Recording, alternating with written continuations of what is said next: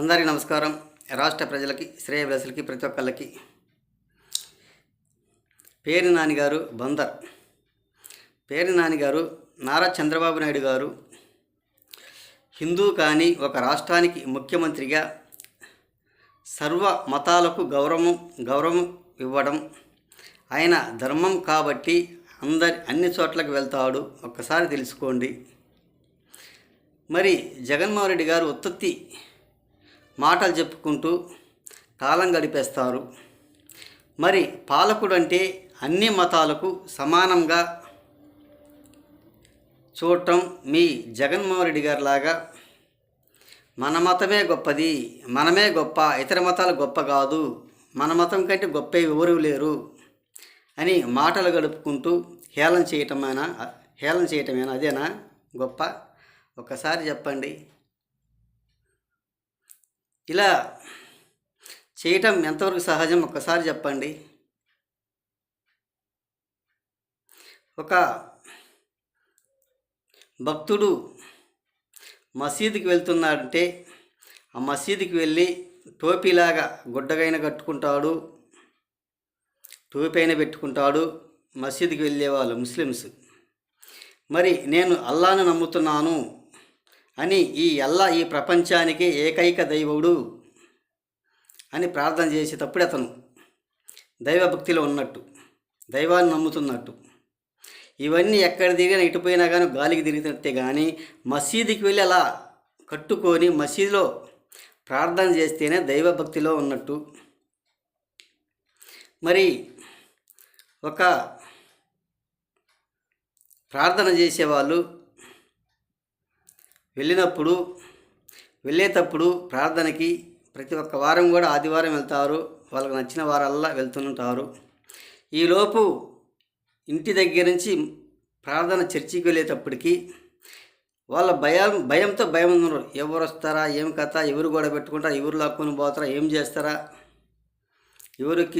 ఎవరు వల్ల గిల్లి పెట్టుకుంటారా, ఎవరు గిల్లుతారా అనేది అది ఒక భయం. ఎవరితో గొడవలు పెట్టుకుంటారని ఇక్కడనే చర్చికి పోయి చర్చిలో కూర్చొని గుడ్డ కట్టుకొని నెత్తిన పైట సంగేసుకొని ప్రార్థన తల వంచుకొని ప్రార్థన మీద ఉంటేనే ఒక దైవభక్తి. ఇవన్నీ పాపాలలో కలిసిపోతాయి, పోయేది వచ్చేది. దైవభక్తి అంటే అదే దైవభక్తి. ఒక అయ్యప్ప స్వామి అంటే ఎక్కడ తిరిగా ఏం చేసినా కానీ గత చరిత్రలో కూడా చాలాసార్లు కూడా ఇప్పుడు చాలా వరకు మార్పు వచ్చింది, మారినాము అంటారు. గత చరిత్రలో గత రోజులలో కాళ్ళకు చెప్పులుండవు, ఈ భార్యలను బండ మీద ఎక్కించుకొని పోరు, తగలరు, ఒంటరిగానే జీవిస్తూ రోము తీసుకొని ఇన్ని రోజులైనా కానీ ఇన్ని రోజులు ఇరుముడు కట్టించుకొని దేవుని దగ్గరికి పోయి వచ్చేదాకా ఎవరు తగలకుండా ప్రత్యేకంగా ఉండవలసింది. ఇప్పుడు అవన్నీ ఈయన పోయి అందరితో కలిసిమెలిసి తిరుగుతూ ఉన్నారు. ఇప్పుడేదైనా చాలా మార్పు వచ్చింది అంటారు అయ్యప్ప మాల వేసేవాళ్ళు. మరి అయ్యప్ప మాలకు వెళ్ళేటప్పుడు ఇరుముళ్ళు కట్టుకొని నెత్తి మీద పాగా కట్టుకొని అటువంటప్పుడే దైవభక్తితో ఉన్నట్టు దేవుని దగ్గర పోయేటప్పుడు అటువంటప్పుడే ఇక్కడ గాలికి తీరే ఎన్ని వేషాలని ఎన్ని డ్రామాలు ఆడినా కానీ ఎన్ని పాపాలతో ఉన్నట్టు అని తెలుసుకోవాల్సిందిగా మీరు మీ వైసీపీ పాలకులు కూడా ఒకసారి తెలుసుకోండి. ఇటువంటి పనికి మాలిన మాటలు మాట్లాడటం చాలా మంచిది కూడా కాదు. మా దేవుడే గొప్ప, మేమే గొప్ప అని అనుకోకూడదు. అన్ని దేవుళ్ళు ఒకటి, అన్ని దేవుళ్ళు సమానమే అని మా పవన్ కళ్యాణ్ గారు ఉన్నాడుగా, డిప్యూటీ సీఎం, ఆయనలాగా మతాలన్నీ కలుపుకుంటేనే మనుషులలో కలిసినట్టు. మా మతం గొప్ప అని విడిపోతే ఇంకేముండదు.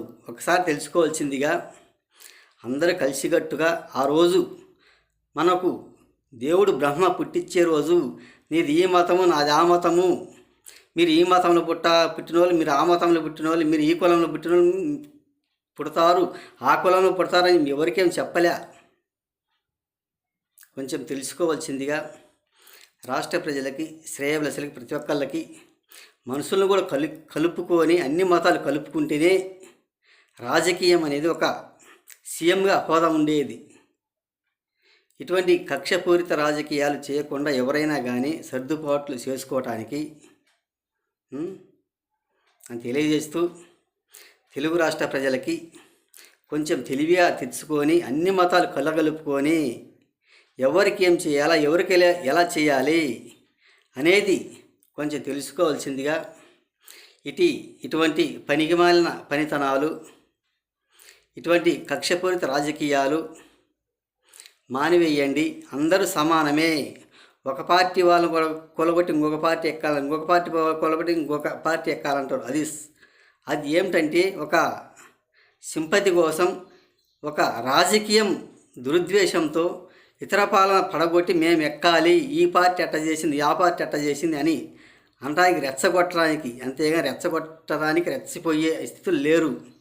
ఎవరికేం చేశారో అదేవిధంగా మళ్ళీ యథాప్రకారం చేస్తారు. తెలంగాణలో కూడా వరదలకు చాలా వరకు నష్టపోయారు.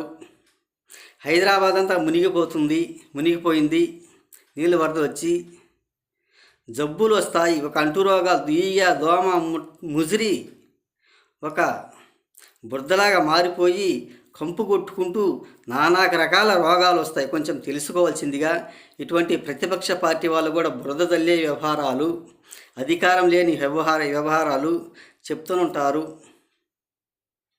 మళ్ళీ వానలు కూడా పడవచ్చు, వరదలు రావచ్చు, అప్పుడు చాలా ఇబ్బందికరంగా ఉంటుంది. కొంచెం తెలుసుకోండి. ఈ ప్రతిపక్ష పార్టీ వాళ్ళు నానాక రకాలుగా వ్యవహారాలు చేస్తూనే ఉంటారు తెలంగాణలో కూడా. అటువంటి పనికిమాలిన వ్యవహారాలు చేయకుండా మీకు ఏ విధంగా అయితే అదే విధంగా మీకు చేస్తాము అని అంటున్నారు అని తెలియజేస్తూ, ఇటువంటి పనికిమాలిన మాటలు, పనికిమాలిన వ్యవహారాలు నమ్మవలసిన అవసరం లేదు. ఇది ఎలాగ జరిగిందో, ఏ విధంగా జరిగిందో ఇది ఇప్పుడు కాదు, వాళ్ళు చేయవలసిన పని వీళ్ళు చేస్తున్నారు. ఒకసారి తెలుసుకోండి. బీఆర్ఎస్ వాళ్ళు చేయవలసిన పని వీళ్ళు చేస్తున్నారు. వీళ్ళ మీద మీరు కక్ష కడుతున్నారు, వాళ్ళు సింపతి పొందుతున్నారు. ఇప్పుడు అటువంటి పనికిమాలిన పనులు మాత్రం చేయబాక, అందరికీ మంచిగా చేస్తుంది, అందరికీ సమానంగా చేస్తారు అని తెలియజేస్తూ రాష్ట్ర ప్రజలకి, శ్రేయభిలాషి ప్రతి ఒక్కళ్ళకి హృదయపూర్వక ధన్యవాదాలు.